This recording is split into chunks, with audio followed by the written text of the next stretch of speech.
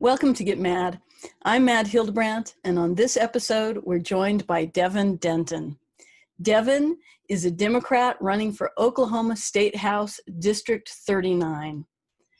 Devyn, welcome to the show. Thank you. Thank you so much for having me. Oh, absolutely. And so I would like at the beginning of this just to give you a minute to tell everyone a little bit about yourself and a little bit about your district. Because what's kind of crazy is that people living in that district might not really understand the makeup of their own district and who all is involved. Okay, so my name is Devyn Denton. I am a fifth generation educator. I am a past firefighter and an EMT. I am currently a trauma nurse and a small business owner and a CEO of an international nonprofit, a 501c3 that's called Operation Nurses Helping Nurses, and it serves firefighters, nurses, and police at times of disasters, either natural or man-made, and it helps everybody try to become whole. Right now, I'm running a kind of a hard race, and I'm kind of excited about it. And I've been running for 54 weeks, so it's been a long haul, and it's definitely ramping up. Yeah, it sounds like it. So you're a nurse. So let's first talk about healthcare. And you know, healthcare is one of those topics that is being spoken about all across the country. And so what is your platform and what do you think about healthcare and what you can do for in that area for your district in your state?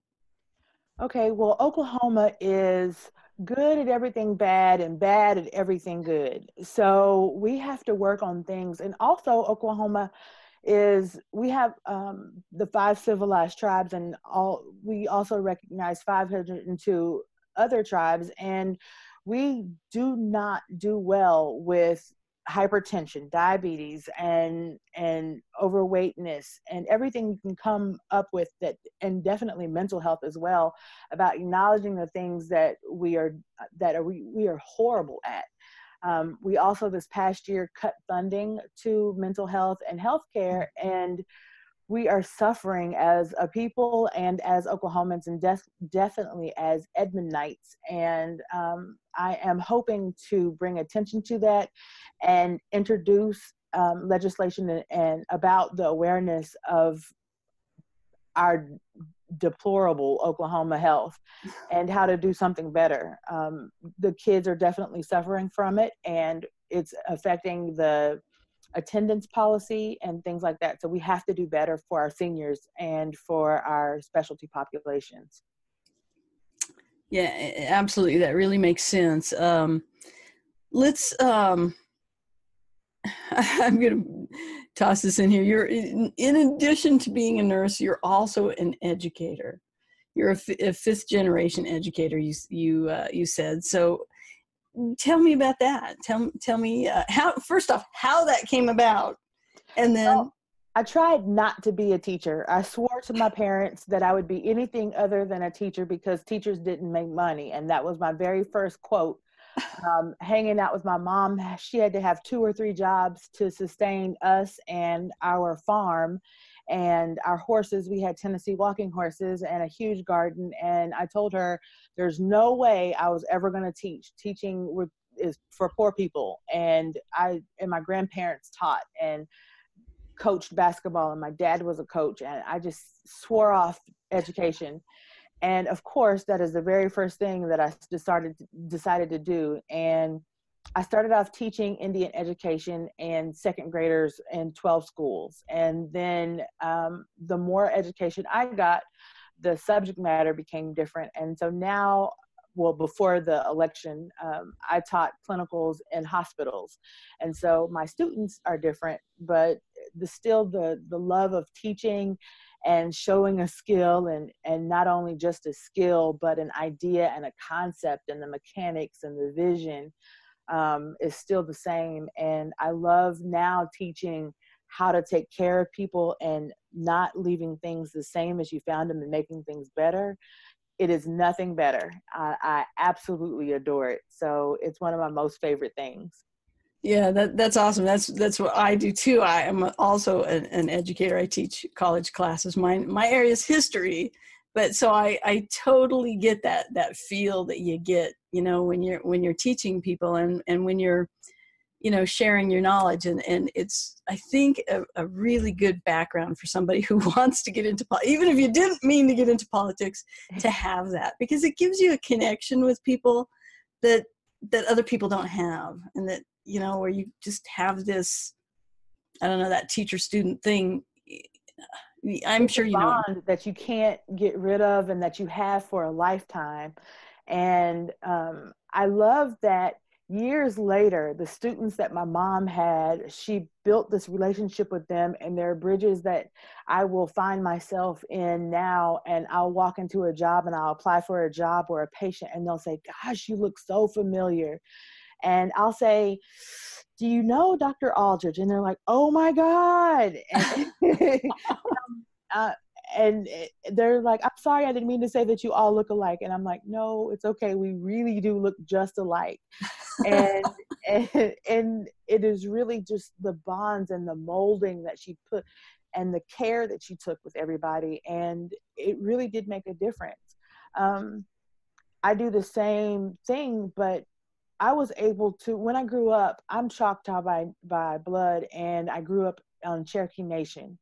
And I got to hang out with Wilma Mankiller all of my youth and in my teenage years. And so I grew up in tribal government and with Crosland Smith, a Cherokee medicine man. So I grew up in tribal government, and I didn't know what politics in nature was, but I knew that government and making things work and getting things done was a woman's work. Mm. I didn't know how I fit in. And then when I got older, I figured out, oh, that's not really what it was, but I'm having to forge those new things now. And now I see how special and unique that is. Oh yeah, absolutely. And it just, the connection you get to a community, and the connection you got, through your upbringing, and then, you know, I think connects you in a special way to the community that now you want to help to lead. Yeah, I'll give you an example. What did they say? If you teach a woman, she can influence an entire community, she can grow a nation. And that's sort of how I feel now. Yesterday, I was sent a flyer, and it has two girls that are missing from a high school that's not too far from me in my district. And they said, you should go to this if you can. And it's a 13-year-old girl and a 15-year-old girl. And I went just because I didn't understand what was happening. And her mother came up to my car and she said, are you a teacher here? Are you a parent? Are you a community member? And I told her, no, I mean, I'm a community member, but I'm Devyn, I'm running for office. How can I help? What's happening? And on my page are people that are curious about politics, and nurses are naturally friends to police and fire.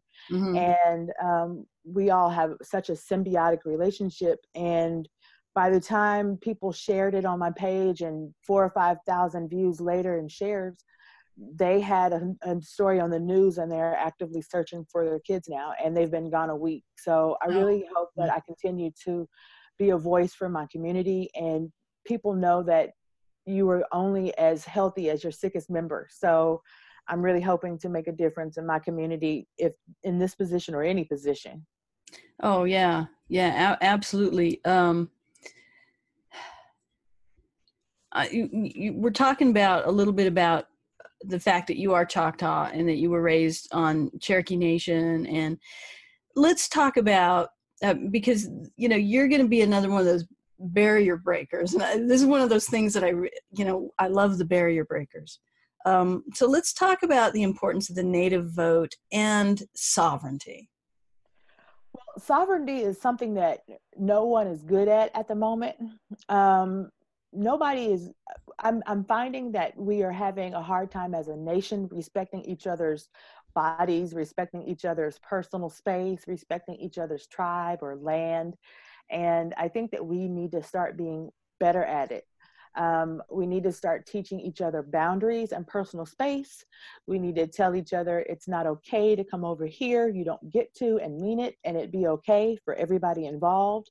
And it's not okay for countries and people to not respect the government and the positions that have already been instilled and the laws that we have put in place. And we have to do better. There are governments in place for a reason, and laws that have been in place. For instance, the nation here, the Indian nations that are here, give 7% back to Oklahoma and towards education in the general fund. And they have been in the black for a long time, while Oklahoma has been in the red as a state. And I think that we can take a little bit more knowledge back from First Peoples, and so we don't have to stay in the in the red forever. It's time that we get a little nod and take a little bit of knowledge back. Yeah, that makes a lot of sense right there. It's okay to know math and science in the legislator. That's what I'm trying to get. Absolutely. And so when we're talking about the Native vote in your district, you were telling me, I think beforehand, that in your particular district, you're primarily can you talk about not Native? Not no. In my particular district, I have 83% Caucasian or white vote, and the rest is quantified or classified as other. But I have a variety and a big collage of young and old and long money or old money and working young class. And you can tell the schools that are working hard, young people that have young babies, and they're trying to figure it out, to retired senior living associations and living centers. And that's why I have such a passion, because in my Native tradition, in my Hispanic culture, and in my Black culture, we have such a reverence and a salute and a trust for the elderly and seniors. And so I have such a broad senior population that we have to do better for caring for them. People shouldn't have to choose between electricity or medicine or living or rent. That doesn't make sense to me, how we don't take care of our seniors. And there are programs that should be in place to sanctify theirs. It's not an entitlement. I have a hard time with Social Security being called an entitlement, and we're getting ready to take it away if we don't do something. So I'm really trying to be an advocate for the populations who need it right now. And more importantly, it's the kids that are out that are not they're not ready for college. They may want to learn a trade and have a living wage. And we need to protect them and do better by that, and not have loan sharks out for their college and they have a debt that they can never get out of. They have to work the rest of their lives for. Or seniors that can never retire because they have to have 2 or 3 jobs because they can't afford to retire, or that we're bankrupt or going in a stock market crash and they lose their pension or retirement, or we don't give them access to it because we don't have a COLA in place. So there has to be legislation put forward, and we have to stand by it and pass it. And I hope to bring that legislation forward, or at least be an implement in passing it and being on board with it. We have to do better. No, absolutely. And that makes a lot of sense. One of the communities that tends to be sidelined, as you're talking about, sidelined communities, is the veteran community. And so at this point, I would like to ask you to address the veteran population and your plans for veterans or outreach or what have you. I'm a veteran myself, and so this is one of the topics that's very important to me. I'm so glad you asked. As a younger nurse, I was a nurse manager at Jack C. Montgomery. And first, I was a daughter of a veteran, and my family has fought in wars and served its country, our country, since before the Civil War. So we have strong patriotism, and many men and several women have served our country from as far back as I can remember in pictures, and I have been brought up to know that this is very important, that you have to be in service and you are responsible for the community in which you are brought up in, and to our country. And I don't think we've done a good job. From when our veterans returned home from Vietnam and they weren't given any of the things that they said they were, to my grandparents being brought back and they had Agent Orange that didn't exist, and then health problems that didn't exist, but it does. And then post-traumatic stress and not treating that, and giving medication that's not necessarily for that, and then having the highest rate of suicides in the population is the veteran suicide rate. So it's the most important population to me, because my dad just passed recently, and the most important thing he did was military service, and he was hard on me, but that taught me dedication and commitment and honor.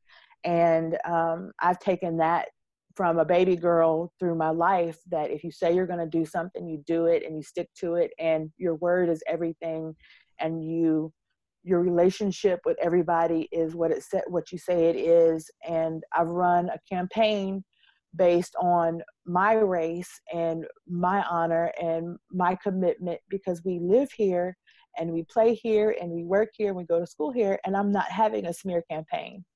And I've concentrated on my race, and I've let the people that I'm in a campaign with do whatever they're going to do, and not paid any attention to it, because I'm not going to wallow with anybody. I'm going to stick my head up high and do the things I know to do. It's hard enough being the first Mexican or the first Black or the first Native or the first white woman to do this. I don't need to add anything else to it. This is hard enough, and I'm proud enough to do this on my own.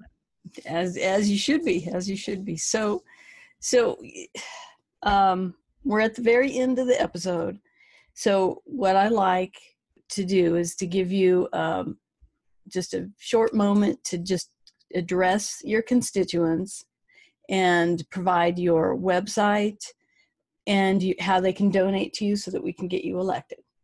Okay, well, right now it is absolute crunch time, and I have held a grassroots election, and I need postage right now, and I need signs, and I wanted to be fiduciarily responsible and be responsible on my budget and not spend a dime that wasn't totally accounted for.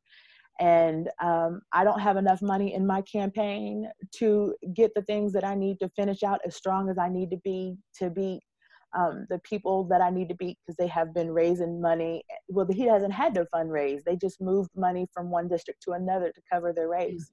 So I need people to go to Devyn Denton, Devyn4ok.com. That's DEVYN, the number 4ok.com. On Facebook, it's Devyn Denton 4HD39, and find me and donate from $2 to $2,700 max out, and help this campaign and help me make history. It is the most important thing to show young girls and women and people that believe in two-spirit communities and people of color and people that stand for equal rights to get out and do the thing that we know to do. Absolutely. Well, thank you so much for being here today and for sharing your ideas with us. This was really, really a nice half-hour show. It has been absolutely amazing speaking with you, and thank you so much. I really appreciate it, and thank you to your listeners for your time as well. Oh, absolutely. And thank all of you out there for watching, and I will see you next time on Get Mad. Get mad.